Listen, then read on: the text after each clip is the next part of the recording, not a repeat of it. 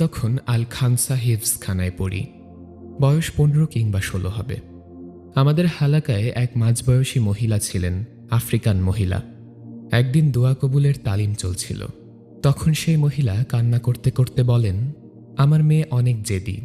সে এমন কিছুর আবদার করছিল যা আমরা সবাই বুঝতাম যে বিষয়টা অসম্ভব। তার বয়স হচ্ছিল। তার জন্য আমাদের বংশীয় ছেলেদের কত প্রস্তাব আসে, কিন্তু সে রাজি হয় না। সে কালো চামড়ার, অনেক লম্বা আর স্বাস্থ্যবতী। আমাদের গোত্রে এমন মেয়ে মানে অনেক সুন্দরী। কিন্তু এই আরবে তো কালো স্বাস্থ্যবতী মেয়েরা সুন্দরী না।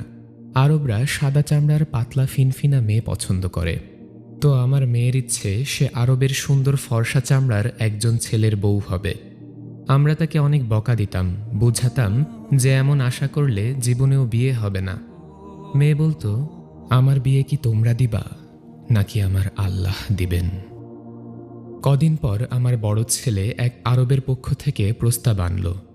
আমরা সবাই খুশি হলাম অনেক, কিন্তু আমার মেয়ে না করে দিল। কারণ সেই আরব লোকটা বৃদ্ধ ছিল আর তার আগের 3 জন বউ ছিল।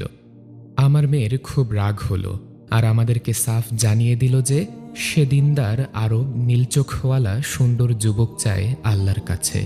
তার জন্য যেন আমরা কেউ পেরেশান না হই। আল্লাহ এনে দিবেন তার সেই স্বপ্নের রাজপুত্র। আমরা বুঝেছিলাম ওর আর বিয়েই হবে না। একে তো ওর কালো চামড়া, চেয়ে বসছে সুন্দর সাদা চামড়ার আরব। আমরা নিচু বংশীয় গরিব মানুষ, আর আরবরা সেই ধনী আর উঁচু বংশীয়। সব না হয় মানলাম, কিন্তু নীল চোখ, এ আবার কোন পাগলামি? আরবদের বেশি থেকে বেশি খয়েরি চোখের হয়, কালো আর খয়েরি। নীল তো ইংলিশদের হয়। আমাদের তখন মনে হচ্ছিল ও আসলে বিয়েই করতে চায় না, তাই এসব আবদার করে। একদিন ওকে অনেক বকা দিয়েছি, গায়েও হাত তুলেছি। আমার মেয়ে কান্না করতে করতে বলেছে 1 সপ্তাহের ভেতরেই সে এই বাড়ি ছেড়ে চলে যাবে তার নীলচোখা আরব জামাইয়ের সাথে। আমরা খুব রাগ করলাম।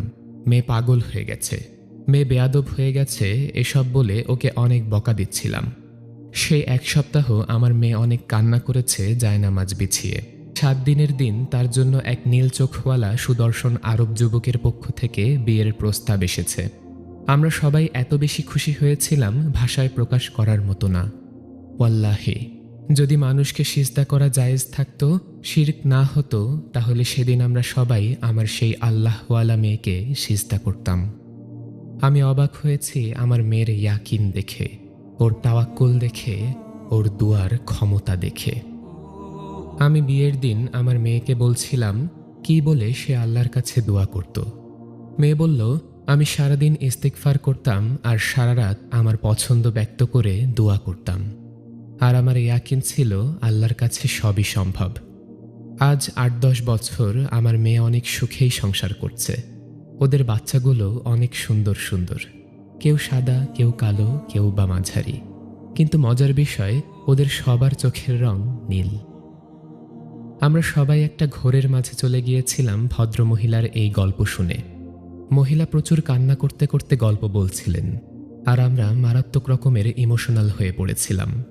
রাতের তাহাজ্জুদ আর ইস্তিগফারের কি ক্ষমতা, তা এই 2 সময়ে দোয়া না করে বোঝা যাবে না।